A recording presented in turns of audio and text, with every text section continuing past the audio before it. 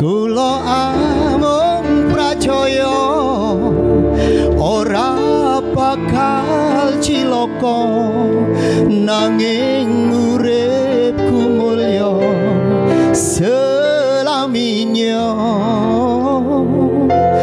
Atiku ayem tentrem, atiku rasa seneng, saben dina kula gandol Gusti.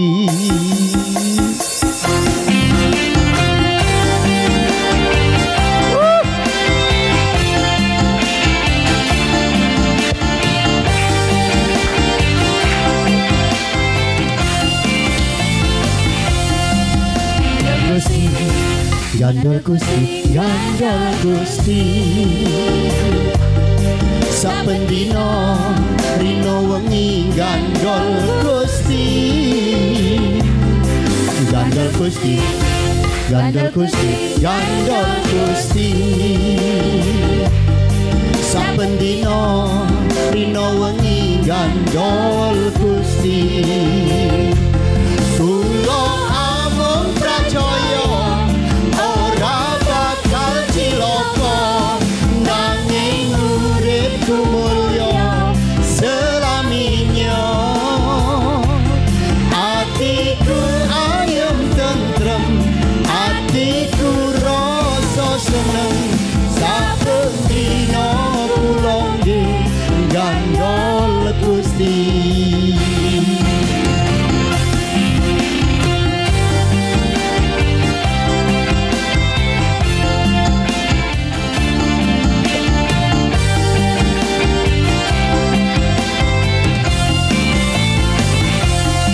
Gandol Gusti, gandol Gusti, gandol Gusti, saben dina rino wengi gandol Gusti. Gandol Gusti, gandol Gusti, gandol Gusti, saben dina rino wengi gandol Gusti.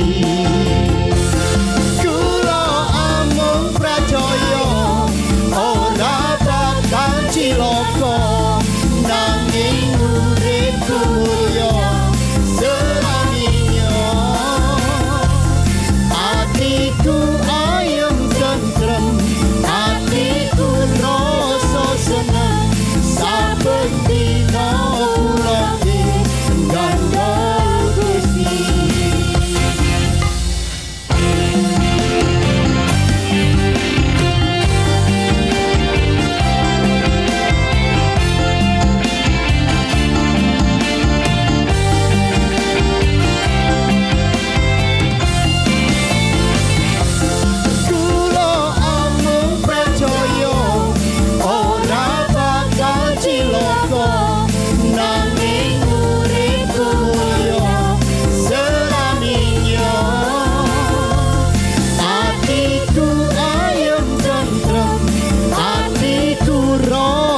Seneng saben dina kula gandol Gusti. Gandol Gusti, gandol Gusti, gandol Gusti, saben dina rino wengi gandol Gusti. Gandol Gusti, gandol Gusti, gandol Gusti, saben dina rino wengi gandol Gusti. Kula amung pracaya ora bakal cilaka nanging uripku mulya selaminya. Atiku ayem tentrem, atiku rasa seneng, saben dina kula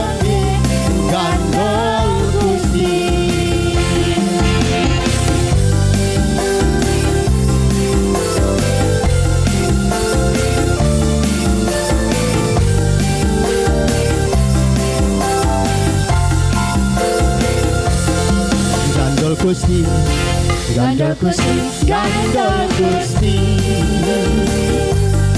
Saben dina rino wengi gandol Gusti, gandol Gusti, gandol Gusti, gandol Gusti. Saben dina rino wengi gandol Gusti.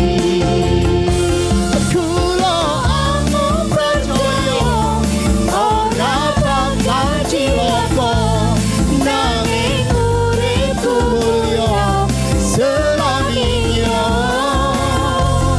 Atiku ayem tentrem, atiku rasa seneng, saben dina kula gandol Gusti.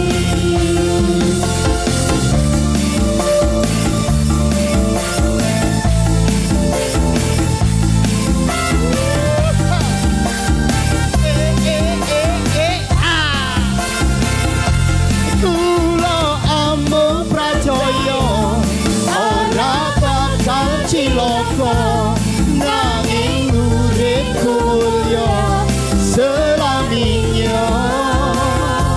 Atiku ayem tentrem, atiku rasa seneng, saben dina kula gandol Gusti.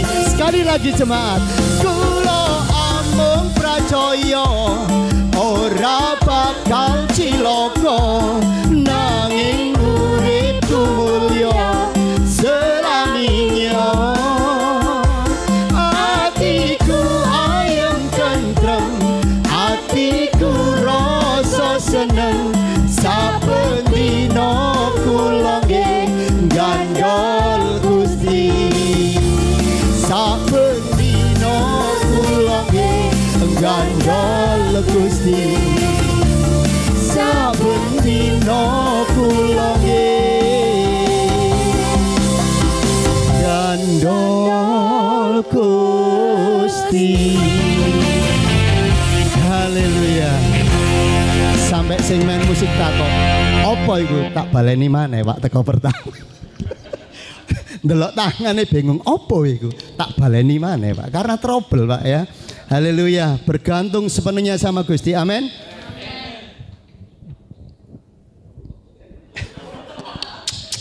Cek cek. Tumben ya, tumben. Gak nggawa senjatai dhewe ku apa? Beres kabeh Pak Toto.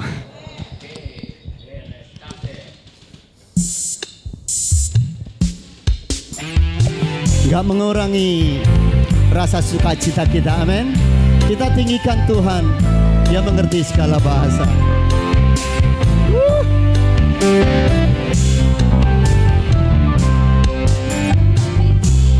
Ada masalah, kadang tekani kontak ganti, ojo wedi lan ojo kuwatir, bareng Gusti kita hadepi.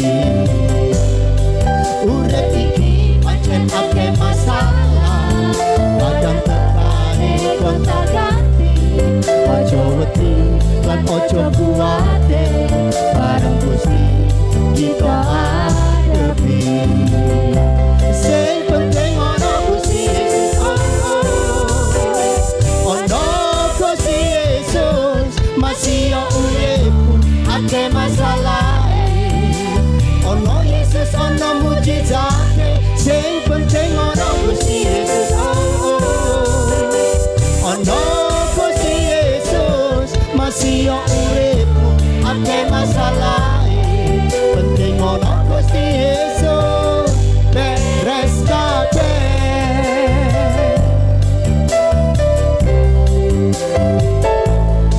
Urip iki pancen akeh masalah, kadang tekani kontak ganti, ojo wedi lan ojo kuwatir, bareng Gusti kita hadepi. Urip iki pancen akeh masalah, kadang tekani kontak ganti, ojo wedi lan ojo kuwatir, bareng Gusti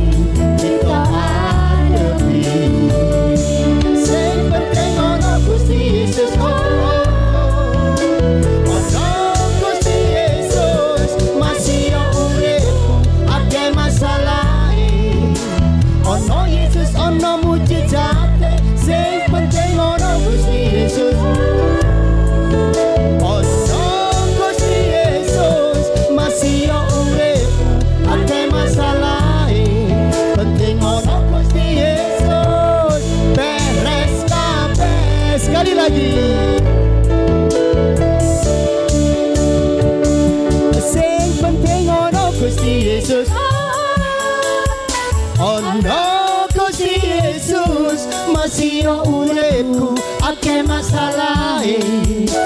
Ono Yesus ono mujizate, sing penting ono Gusti Yesus. Ono Gusti Yesus, masih yo uripmu akeh masalahe. Penting ono Gusti Yesus, beres kabeh.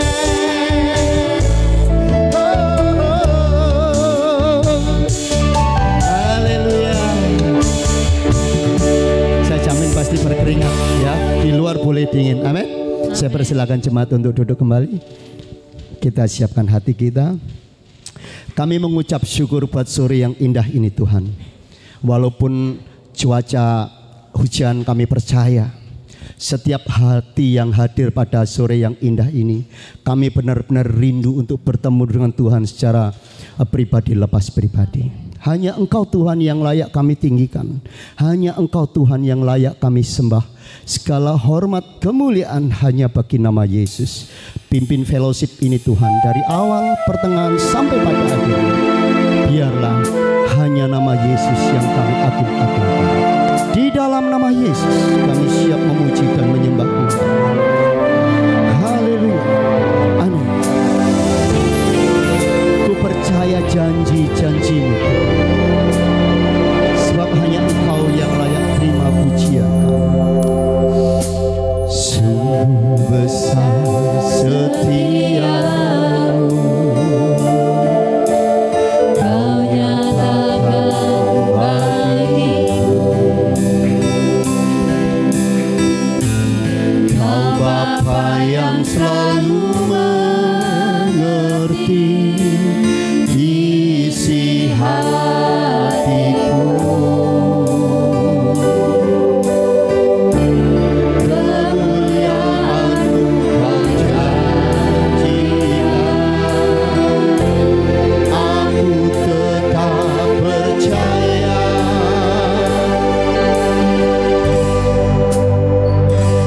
Ku percaya janji-Mu ajaib.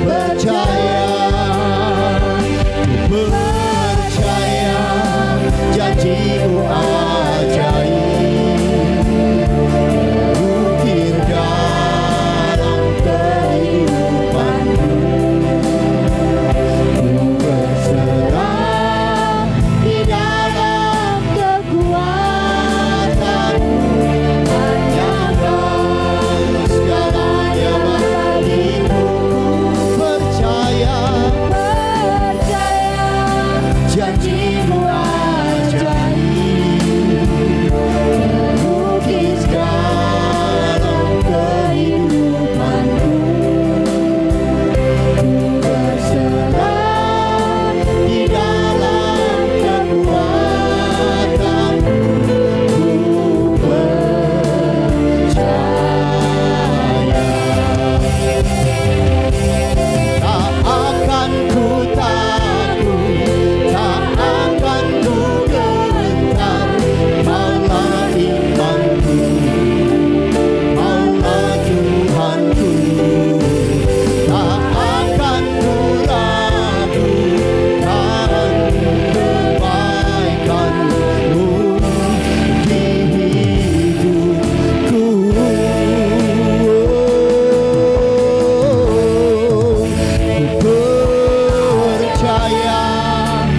janjimu ajaib, terukir dalam kehidupanku.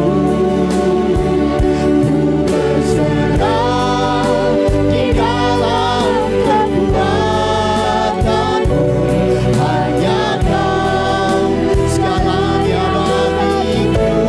Ku percaya janjimu ajaib, terukir dalam kehidupanku.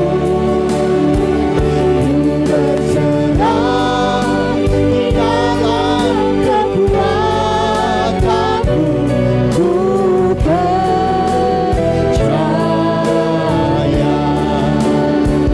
Ku berserah di dalam kekuatanmu. Ku percaya.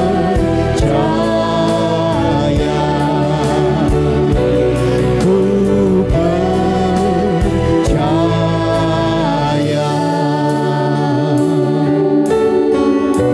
Ialah ramayase syakarala patakarala yandi.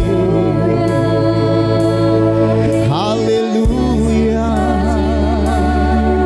Kami hidup dalam janji-janjimu Tuhan. Mulianya Tuhanku, ku rindu menyatakan, tinggikan dirimu mengatasi langit. Kebesaranmu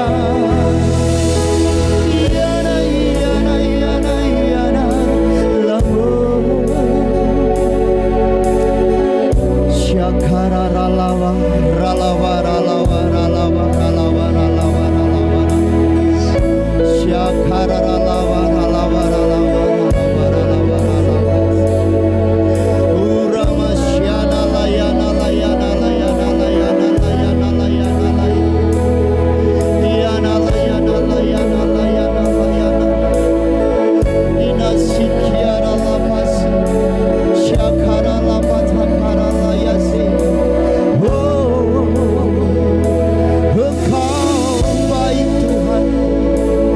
Engkau dahsyat Tuhan, Engkau Tuhan yang berdaulat atas hidup kami. Haleluya. Engkau Tuhan yang bertahta di atas puji-pujian kami. Engkau baik Tuhan. Haleluya. Engkau dahsyat Tuhan.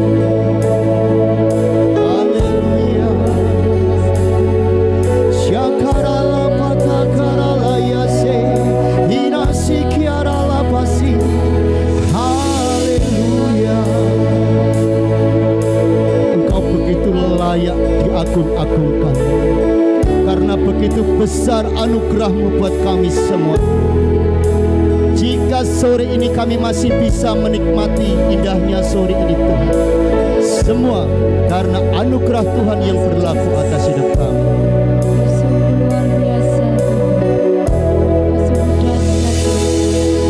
Besar anugerah-Mu, berlimpah kasih-Mu, semakin hari semakin bertambah besar anugerah.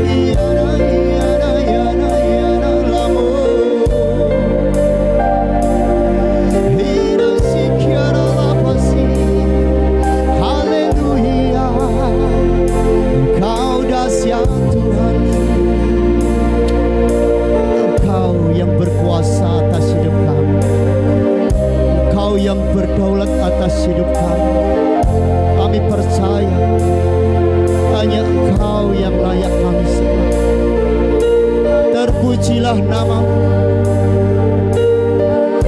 Terima kasih Bapa. Kau sangat baik dan teramat baik buat hidup kami. Terima kasih Bapa. Haleluya. Kau Tuhan yang sangat baik. Terima kasih Yesus.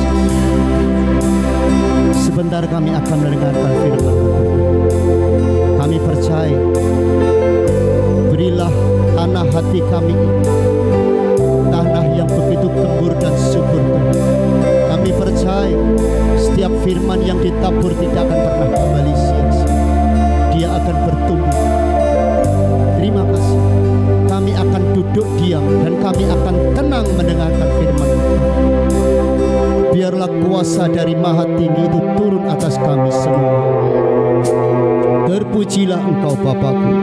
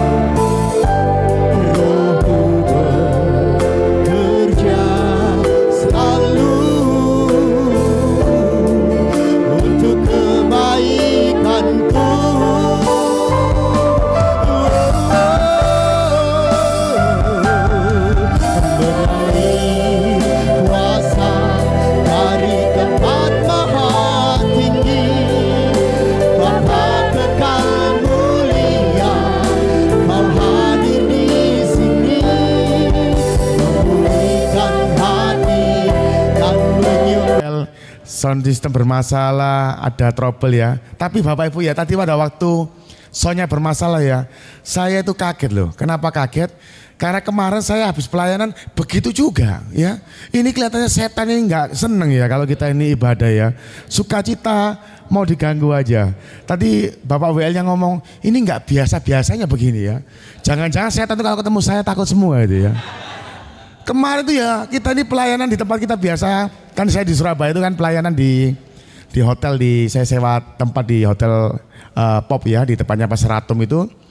Kita melayani orang-orang pinggir jalan, orang pemulung-pemulung, tukang parkir ya.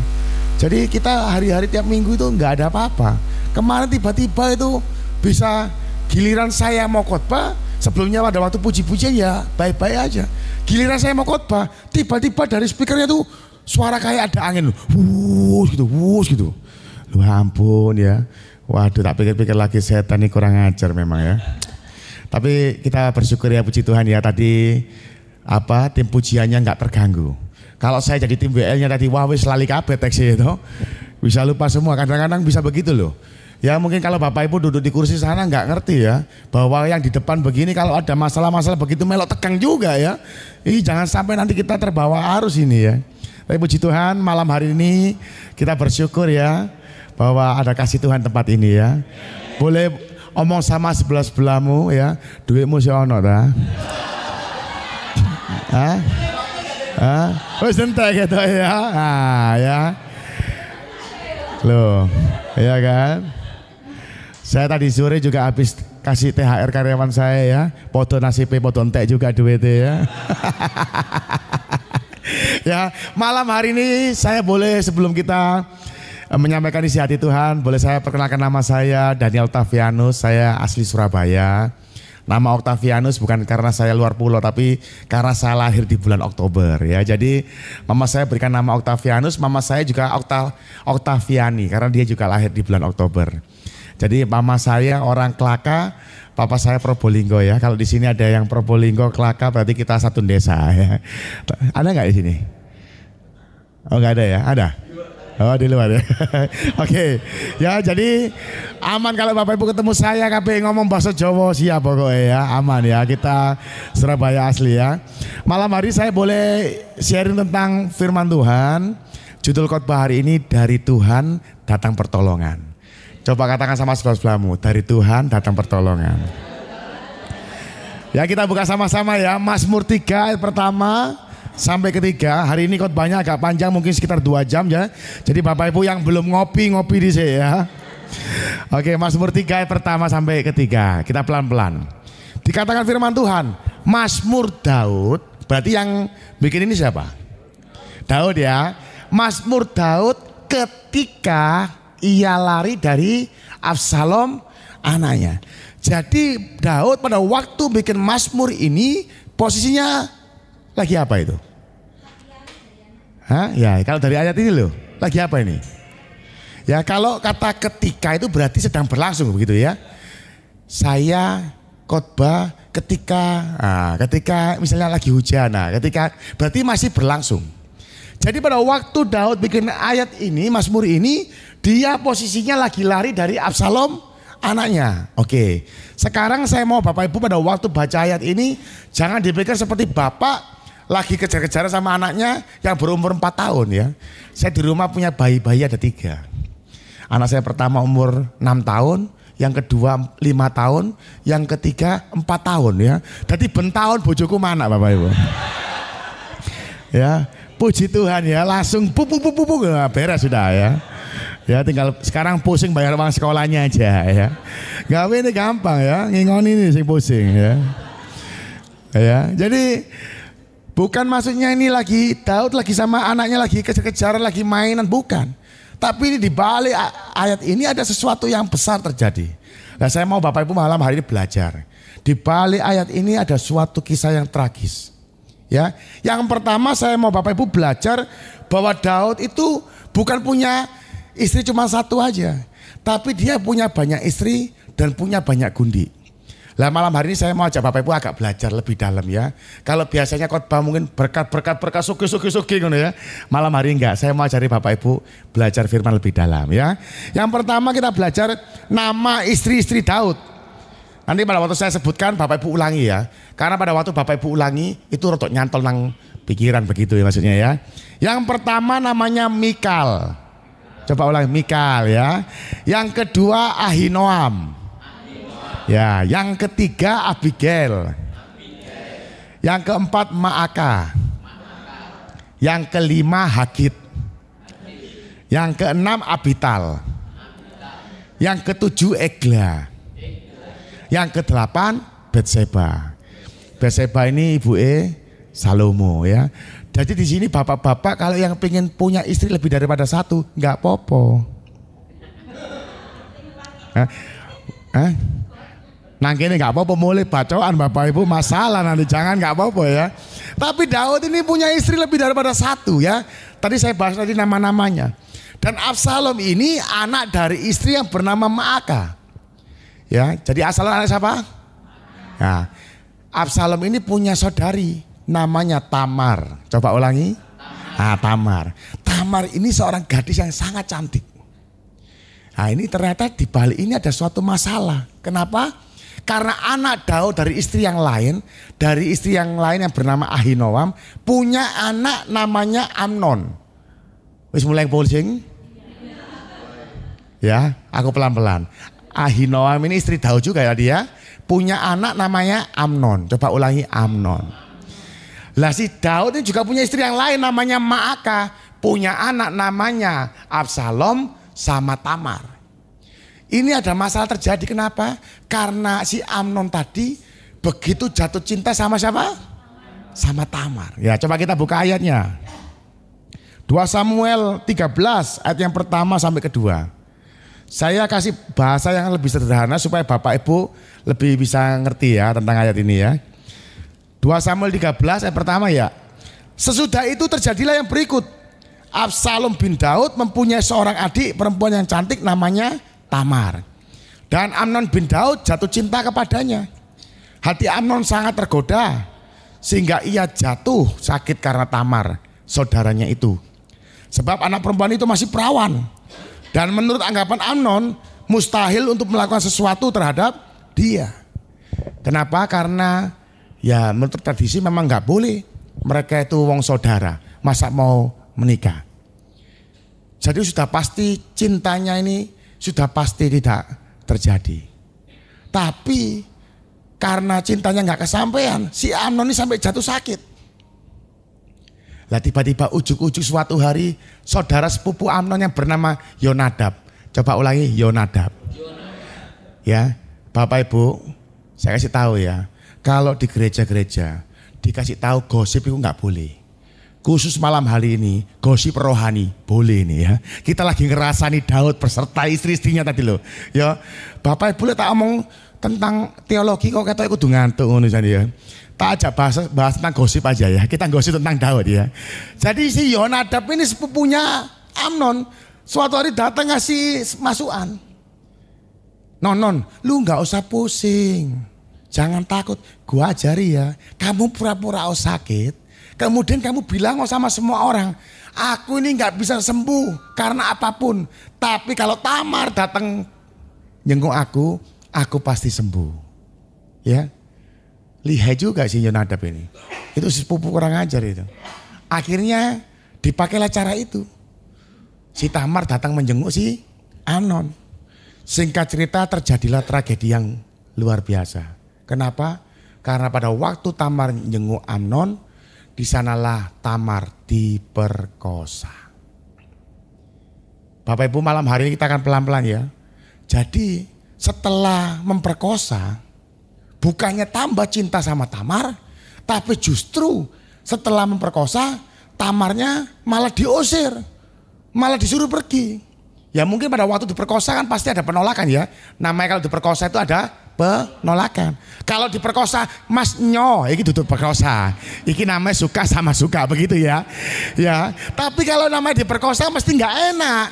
Mungkin pada waktu diperkosa ya Tamar mungkin melawan, mungkin ngucap kata-kata yang menyinggung hati si Amnon, mungkin kata-katanya nggak enak atau mungkin ada tindakan-tindakan si Tamar yang menjatuhkan harga diri si Amnon. Jadi setelah merkosa malah bukannya tambah cinta, tambah benci. Coba kita buka ayatnya. 2 Samuel 13 ayat 15.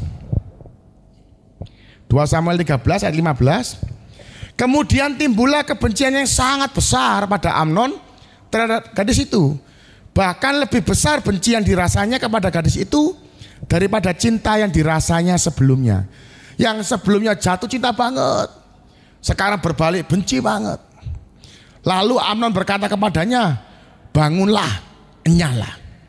Ya jadi si Amnon ini begitu kurang ajarnya. Habis perkosa bukannya tanggung jawab, bukannya ngomong baik-baik, tambah ngusir si Tamar. Singkat cerita Tamar pulanglah ke rumah. Mungkin dia nggak mau cerita kemana-mana ya.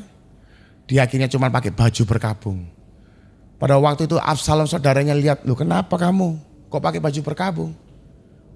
Akhirnya si Tamar cerita kalau baru saja diperkosa sama si Amnon. Pada waktu itu Absalom lapor sama bapaknya. Dan ketika Absalom melihat bapaknya si Daud, ketika tahu anaknya Amnon memperkosa saudarinya Tamar ini, bukannya dihukum berat, cuma ditegur biasa aja. Di situ Absalom kecewa berat. Dia merasa bapaknya ini nggak bisa tanggung jawab, bukan bapak yang baik, tidak bisa mengambil sesuatu keputusan yang adil. Akhirnya si Absalom mengambil jalan pintas sendiri. Dia bunuh si Amnon. Ya kita pelan-pelan ya. Setelah bunuh si Amnon, akhirnya Absalom ini minggat dari istana. Jadi sampai sini Bapak Ibu, saya mau berikan satu kesimpulan. Si Daud ini di balik istana yang megah, orang selalu bilang, waduh enak urip nang istana, enak urip omah gede, enak omah besar, mobil banyak, duitnya banyak, pasti happy. Saya mau katakan belum tentu. Si Daud yang tinggal di istana yang megah, sekarang dia mengalami masalah yang bertubi-tubi. Yang pertama, anaknya perempuan diperkosa sama anaknya laki-laki. Wih, itu berat, Pol. Coba Bapak Ibu bayangin kau punya anak saling perkosa, gimana perasaanmu? Waduh, berantakan. Yang kedua bukan itu aja. Anaknya yang lain, yang si Amnon dibunuh sama Absalom. Bayangin Bapak Ibu, kau punya anak laki-laki dua saling membunuh, gimana perasaan? Ternyata bukan sampai situ aja. Si Absalom itu Bapak Ibu kalau tahu pelajari ya, itu anak kesayangannya di Daud. Nah sekarang anak kesayangannya minggat dari rumah. Ini masalah bertubi-tubi. Dan ternyata masalah Daud bukan sampai situ aja. Absalom keluar dari istana bukan cuma keluar toh. Ternyata dia punya rencana, dia mau menghasut seluruh rakyat Israel beserta seluruh tentara-tentara Israel untuk berbalik memihak dia dan memusuhi si Daud. Jadi pada waktu Absalom keluar, dia himpun pasukan, dia hasut semua orang diambil hatinya, sehingga semua orang dulunya pro Daud, sekarang berbalik malah pro Absalom. Begitu berbalik posisi, semuanya pro sama Absalom, akhirnya posisinya ketuker. Yang dulu Daud di istana, Absalom di luar, sekarang kebalik.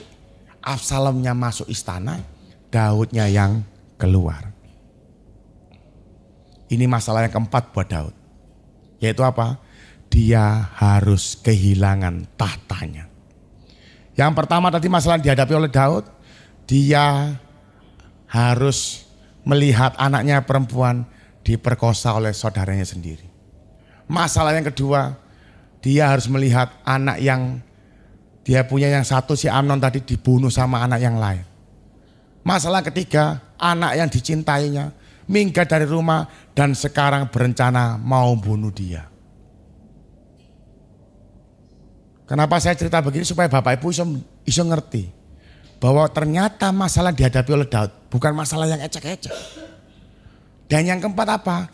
Dia harus kehilangan tahtanya. Bapak Ibu kalau nggak pernah jadi pimpinan, pasti akan komentar begini. Contoh ya, presiden misalnya. Kalau Bapak Ibu nggak pernah jadi presiden, pasti gampang mencibir. Udah 2 periode mau 3 periode, cek serokoi sih, pasti begitu ya. Orang itu mbok ya, wis tuwek ngono ya mbok ya ganti. Mosok sampai umur 70 lebih jadi presiden. Kayak presidennya Amerika Serikat ya Joe Biden itu ya, sampai wis orang itu sudah hilang ingatan. Kadang lihat orang gini lihat bingung, sopo ya lali deh. Ketuaan kan. Tapi gak gelem mudun-mudun kan, kepinginnya jadi presiden terus. Orang itu Bapak Ibu kalau belum sampai level tinggi begitu, pasti gampang komentarnya. Tapi kalau udah sampai sana, Bapak Ibu akan tahu, ternyata kalau buka pintu mobil dibukain enak juga ya. Kalau masuk rumah dan bukain enak juga ya. Nah, semua fasilitas terbaik, pesawat pribadi, rumah istana besar. Semuanya dikawal, jalan gak pernah macet. Itu presiden kalau mau lewat 1 jam sebelumnya udah kosong jalannya. Saya itu punya teman ya, anggota Harley Davidson itu. Ada salah satu ketuanya itu, ya petingginya dari polisi ya. Itu kalau dia bilang teman saya, gak enak lek touring ambil DE. Lu kenapa? Iya, 1 jam sebelumnya dalannya wis kosong kabeh. Jadi bosen ngantuk deh, ngungin terus ya. Jadi yang enak kan ada nyalip-nyalip, ada siksak-siksaknya. Itu bikin gak ngantuk katanya. Tapi kalau sudah motoran lurus terus gini gak ada yang menghalangi, gak ada yang disalip, ya gak enak juga katanya. Nah, itu Daud itu mengalami momen itu. Di mana dia harus kehilangan tahtanya, dia sekarang keluar jadi pelarian. Seperti yang kita baca tadi. Mazmur Daud, ya coba kembali lagi Mazmur 3 pertama.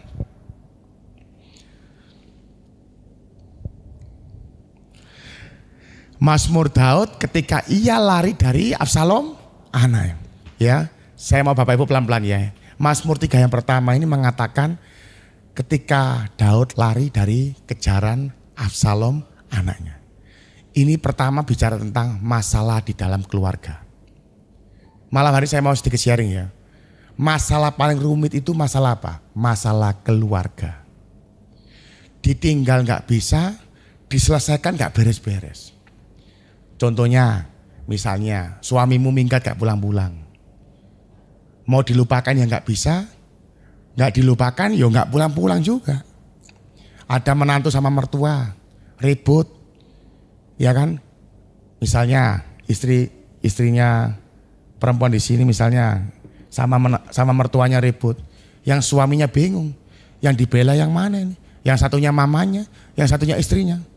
Saya dulu lihat bos saya dulu, pada waktu saya kerja di Pasar Turi itu, ya begitu. Akhirnya apa? Ribut terus. Satunya mamanya, satunya istrinya, ribut terus. Masalah keluarga itu paling rumit. Contohnya misalnya Bapak Ibu punya anak ya. Ya kayak mama saya dulu punya anak saya. Tadi saya kemarin waktu saya pelayan di LP Porong Pak, saya itu cerita. Saya dulu itu pada waktu SMA kelas 1 itu papa mama saya berpisah. Ya. Karena posisi waktu itu kerjaan papa saya bangkrut, akhirnya papa saya cari-cari sama teman-temannya kumpul-kumpul, cari gangtau, cari kerjaan. Sama temennya dikasih gangtau, kasih kerjaan. Disuruh apa? Jadi bandar narkoba. Ya. Akhirnya apa? Karena papa saya nggak pernah pulang rumah, namanya bandar narkoba ya pulangnya ya subuh-subuh. Waduh, sama mama saya ribut terus. Akhirnya diusirlah sama mama saya. Lah karena anaknya ini pada waktu itu SMA kelas 1, saya melihat papa saya bandar narkoba. Dasarnya manusia itu kan, saya selalu bilang kemana-mana saya pelayanan ya. Bapak Ibu semua perhatian baik-baik. Anak kita itu bukan pendengar yang baik, dia peniru yang baik. Jadi kalau bapak-bapak suka rokokan, kau larang anakmu jangan merokok, di depanmu nggak merokok, di belakangmu banter rokokan. Ya, jadi anak kita itu peniru yang baik, termasuk saya juga. Saya lihat papa saya bandar narkoba, anak niru juga.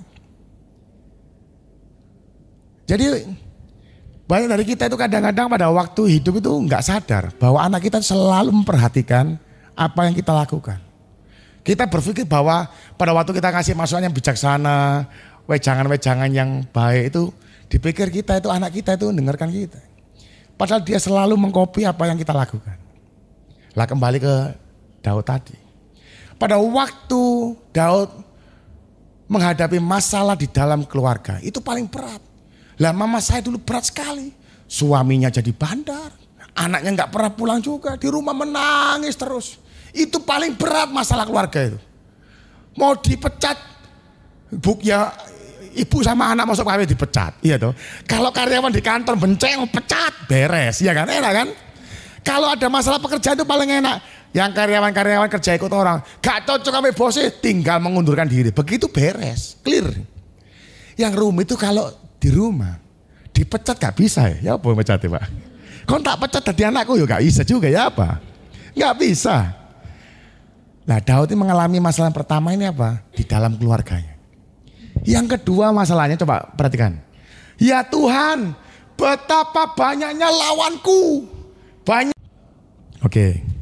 Ya, jadi yang kedua tadi masalah yang dihadapi Daud, dia sekarang dikhianati oleh orang-orang yang dia percaya. Dan bahkan ketika Bapak Ibu nanti baca ya di rumah ya 2 Samuel ya, bukan hanya tangan kanannya Ahitofel, seluruh tentara-tentara, orang-orang yang dipercaya dia pindah kabeh pro sama Absalom.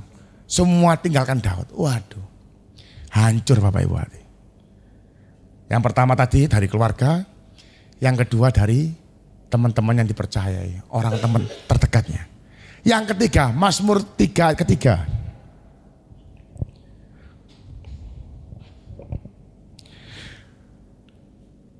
Sebelumnya ya, banyak orang yang berkata tentang aku, baginya tidak ada pertolongan daripada Allah. Misalnya saya ini, Pak Edi, saya kasih contoh aja Pak Edi ya. Aku takutnya marah nanti. Pak Edi ini ya, rumah tangga berantakan, kerjaan bangkrut, sakit penyakit berdatangan, begitu.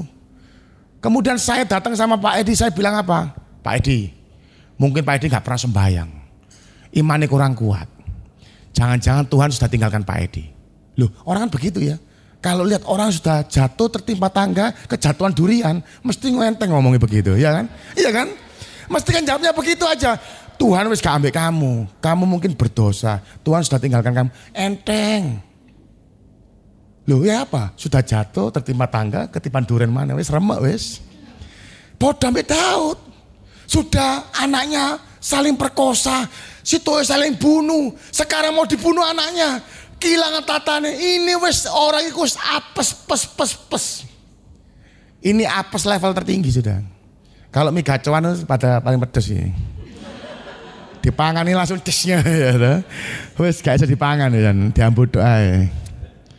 Jadi dan firman Tuhan catat apa? Banyak orang yang ngomong bukan satu. Ketemu orang ngomong begitu, ketemu orang ngomong begitu.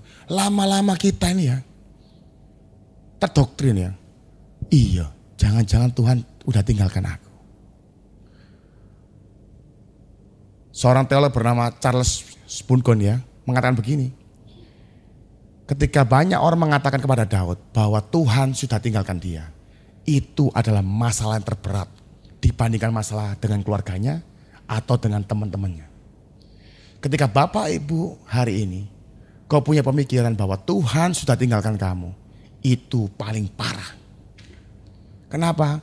Bapak Ibu tidak akan pernah bisa bereskan apapun kalau Bapak Ibu punya pikiran Tuhan sudah tinggalkan Bapak Ibu. Jadi kenapa saya bacakan ini semua? Supaya kita ngerti. Mazmur 3 pertama sampai ketiga semua bicara apa? Masalah, masalah dan masalah. Saya bayangin kalau saya jadi Daud ya, punya masalah begitu berat, waduh wis. Mungkin aku udah mengakhiri hidup bukan dengan baik ya, mengakhiri hidup dengan cepat ini begini. Tapi perhatikan baik-baik. Kita bicara tentang si Daud. Seorang pribadi yang dipilih Tuhan bukan karena melihat masalah. Tapi dia dipilih Tuhan jadi raja karena dia tidak fokus sama masalah. Dia fokus kepada Tuhan. Bapak Ibu perhatikan baik-baik. Pada waktu Daud usia muda, disuruhlah sama bapaknya, Yud Daud, kau bawakan makanan ini ke kakakmu. Ya. Semenjak itu muncullah pertama kali ada Gojek sama Grab. Ya, zaman si Daud tadi kurir itu ada kurir makanan, zamannya Daud itu sudah ada itu. Si Daud kirim makanan pakai aplikasi apa nggak tahu juga waktu itu. Sudah ada nggak aplikasinya waktu itu ya? Cuma yang pasti dia waktu itu ngirim makanan. Pada waktu dia datang ke sana dia lihat loh ini ada apa ini? Orang teriak-teriak, orang besar ini raksasa ini teriak-teriak. Dia heran, ini orang kok seluruh tentara Israel kok pada diam ini. Padahal kalau Bapak Ibu baca dalam Alkitab ditulis sebelum bertemu Goliat pasukan Israel tidak pernah kalah. kalau pemain bola menang terus 10 kali, itu masuk lapangannya tegak begini, jalannya lain. Tapi kalau nggak pernah menang gini, jalannya lain. Kenapa? Loh, kalau Bapak Ibu nggak pernah kalah, itu semangatnya beda. Makanya tim sepak bola tuh ya kalau udah menang berturut-turut, waduh, tambah semangat, tambah hebat, main tambah pede dia. Tapi begitu kalah 5 kali berturut-turut, ya tambah down, wis ngoper koncone takut salah, nendang takut gak gol, udah down. Tapi Alkitab catat, pasukan Israel pada waktu itu nggak pernah kalah. Tapi pada waktu ketemu Goliat langsung melempem semua. Si Daud heran, ini kurang ajar sekali ini orang ini. Berani-beraninya dia ngata-ngatain Allahnya orang Israel. Akhirnya Bapak Ibu tahu ceritanya kan? Bagaimana Daud seorang anak muda gak pernah latihan perang. Gak pernah ikut perang. Bisa mengalahkan raksasa yang begitu besar. Dari situ Tuhan bisa melihat karakter seorang Daud. Dia bukan orang yang fokus sama masalah. Tapi dia fokus kepada Tuhan yang besar. Makanya Mazmur 3 ayat pertama sampai ketiga.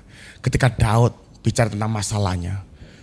Yang pertama tentang keluarganya. Yang kedua tentang teman-temannya, pengkhianatannya. Yang ketiga banyak orang mengatakan kau sudah ditinggalkan Tuhan. Tetapi Daud akhirnya sadar. Aku tidak boleh lagi tenggelam di dalam melihat masalah. Dia akhirnya berbalik. Melihat kepada Tuhan. Mazmur 3 ayat keempat. Mazmur 3 ayat keempat. Tetapi engkau Tuhan adalah perisai yang melindungi aku. Engkaulah kemuliaanku dan yang mengangkat kepalaku. Yang 1, 2, 3 bicara tentang masalah, dan masalah. Tetapi akhirnya Daud sadar, aku tidak boleh lagi fokus sama masalah. Aku tidak lagi boleh melihat masa lalu. Aku tidak lagi boleh melihat kepada beban yang kuhadapi. Masalah keluarga, masalah keuangan, masalah pekerjaan, masalah apapun yang aku alami. Tapi aku harus berbalik melihat kepada Tuhan yang besar. Makanya pada waktu Musa suruh 12 pengintai, ya kita buka ayatnya. Bilangan 13 ayat 27. Ketika Musa mengirimkan 12 pengintai, yang 10 kasih laporan apa? Coba kita baca. Bilangan 3, oke. Mereka menceritakan kepadanya, kami sudah masuk ke negeri kemana kau suruh kami.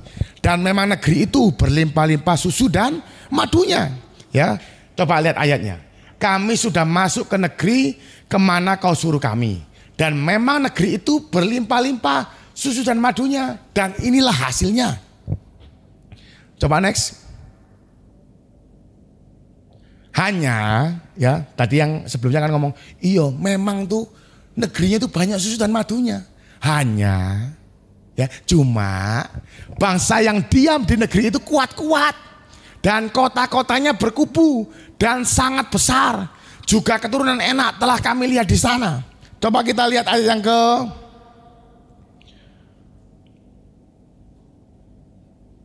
Bilangan 13 ayat 31.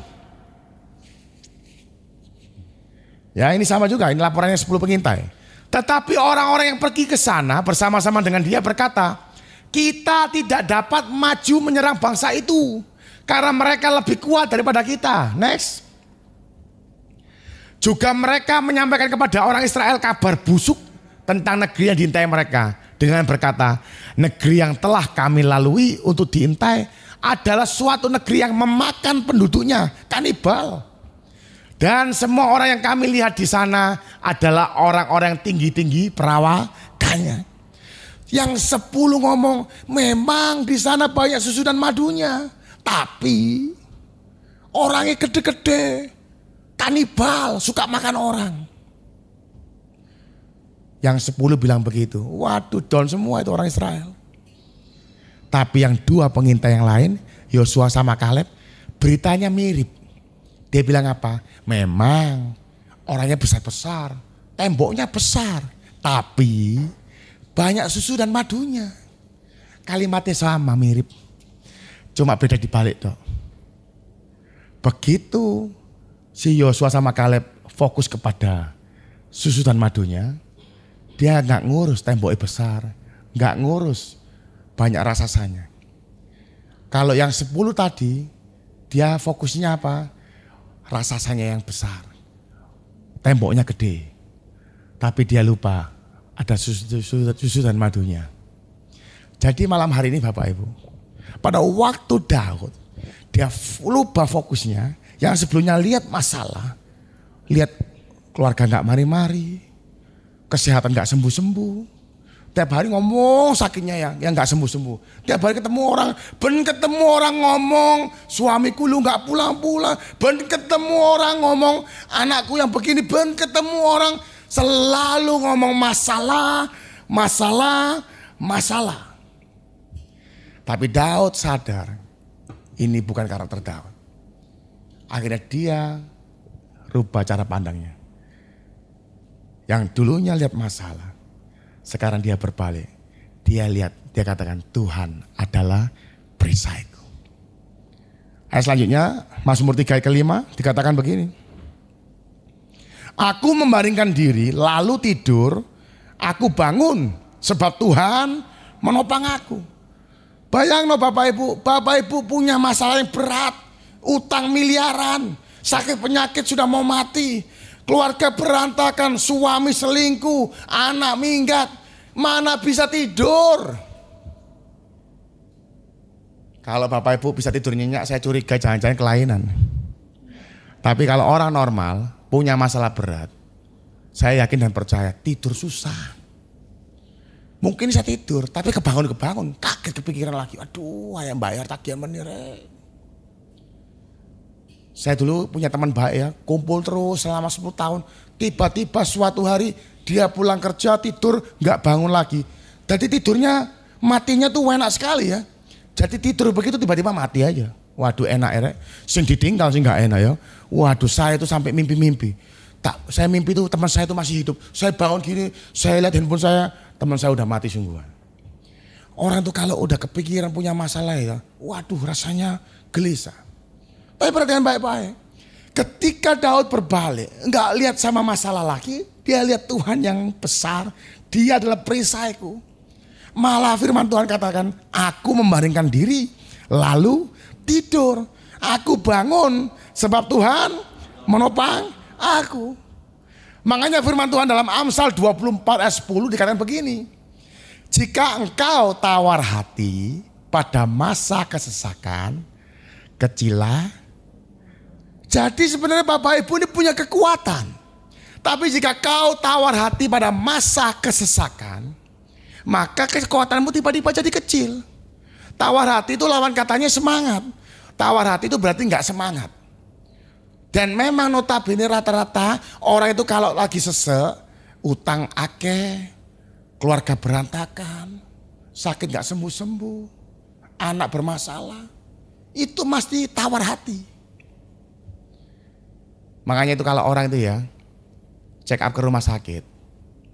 Ada teman saya itu, berangkatnya nyetir mobil sendiri. Begitu habis cek darah, keluar hasilnya, pulangnya naik Grab. Saya tanya kenapa? Iya budal aku sehat-sehat aja. Begitu habis cek darah, ditemukan ada gejala sel kanker, langsung greweling ini, lemes ini, tenggolnya gemeter kabeh. Enggak iso nyetir mobil. Jadi dengan kata lain apa Bapak Ibu? Pengaruh kekuatan itu bicara bukan masalah realitasnya Bapak Ibu enggak kuat. Tapi ketika Bapak Ibu down, ketika lagi ada masalah, kekuatan kita tiba-tiba kecil. Makanya firman Tuhan katakan ya, hati yang gembira adalah obat. Semangat yang patah mengeringkan tulang. Jadi apa? Ketika Bapak Ibu fokus kepada masalahmu, aduh utang gak iso mari opo lah, lemes gak mau kerja. Orang tuh kalau lagi punya masalah tuh tambah gak males ngapa-ngapain. Ya, pokoknya maunya mikirin aja. Apalagi yang dulu pernah pacaran ya, pernah patah hati ya. Ayo, siapa di sini yang pernah pacaran? Pasti pernah loh ya. Hah? Ya, gimana kalau patah hati itu rasanya? Ya? Wah, katanya paling pengalaman modelnya ngomongnya paling serius katanya. Beda ngomongnya katanya, sakit sekali katanya lagi mengalami Pak katanya Pak, enggak tahu Pak. Wis lewat masa itu. Ya. Jadi pada waktu kita ini mengalami masalah, itu biasanya down, semangat enggak ada, enggak semangat. Itulah yang membuat kita tiba-tiba jadi kecil. Gak bisa bereskan masalah apapun. Kalau boleh saya rubah ayat ini, saya balikkan. Jika kau semangat pada masa kesesakan, maka besarlah kekuatan. Ketika Daud berbalik, dia tidak lagi melihat masalahnya. Bapak Ibu bayangin ya, Daud sekarang lagi dalam posisi buronan. Dia di gua-gua, nggak punya pasukan yang besar, posisi mau dibunuh sama anaknya. Tapi dia tidak fokus sama itu. Dia fokus, aku percaya. Apapun masalah yang kuhadapi, meskipun seberat apapun, kalau Tuhan berada di pihakku, maka aku tidak akan pernah bisa dikalahkan. Ketika Daud berbalik kepada itu, coba kita lihat. 2 Samuel 18 ayat ke-6 sampai ke-7. Lalu tentara itu maju ke padang, menyerang orang Israel dan terjadilah pertempuran di hutan Efraim. Tentara Israel terpukul kalah di sana oleh orang-orang Daud. Dan pada hari itu terjadilah di sana pertumpahan darah yang dahsyat. 20.000 orang tewas. Bayangkan Bapak Ibu, Daud ini kalau Bapak Ibu baca ya, di goa itu kumpulnya sama orang-orang sampah, orang-orang buangan tok. Tapi yang menyerang Daud ini pasukan dulu bekas pasukannya dia semua. Pasukan yang tidak pernah terkalahkan. Iki pasukan elit ini yang nyerang Daud ini. Dan mereka tahu betul strategi perangnya Daud. Kalau main sepak bola ini seperti Persebaya lawan Manchester United. Gak perlu pakai strategi apapun, pasti diajar. Masih pelatihnya manggil pelatih dari luar angkasa, tetap diajar. Ya, bukan kita merendahkan Persebaya begitu maksudnya ya. Tapi sudah nggak usah pakai hitung-hitungan, nggak usah pakai, sudah pasti diajar. Enggak 20-0 aja udah puji Tuhan. Ya, begitu ya. Sama kayak si Daud ini juga sama. Dia posisinya seperti Persebaya tadi, sudah pasti kalah. Pasukan kalah. Ya. Senjata ya mungkin kalah. Namanya orang buronan itu mana bisa bawa senjata banyak. Sudah kalah semua, jumlah kalah banyak, wis kalah semua. Udah pasti Daud ini pasti habis. Tapi ketika Daud melihat kepada Tuhan, perhatikan baik-baik. 20.000 orang tewas. 2 Samuel 18 ayat 14. 2 Samuel 18 ayat 14. Tetapi Yoab berkata, aku tidak mau membuang-buang waktu dengan kau seperti ini. Lalu diambilnya lah 3 lembing dalam tangannya dan ditikamkannya ke dada Absalom. Yoab ini orangnya Daud. Sedang ia masih hidup di tengah-tengah dahan pohon terbantin itu, kemudian 10 bujang pembawa senjata Yoab mengelilingi Absalom, lalu memukul dan membunuh dia. Bayangkan Bapak Ibu, secara manusia, secara hitung-hitungan pasti kalah Daud. Tapi ketika dia tidak lagi fokus sama masalahnya, dia lihat Tuhan yang besar.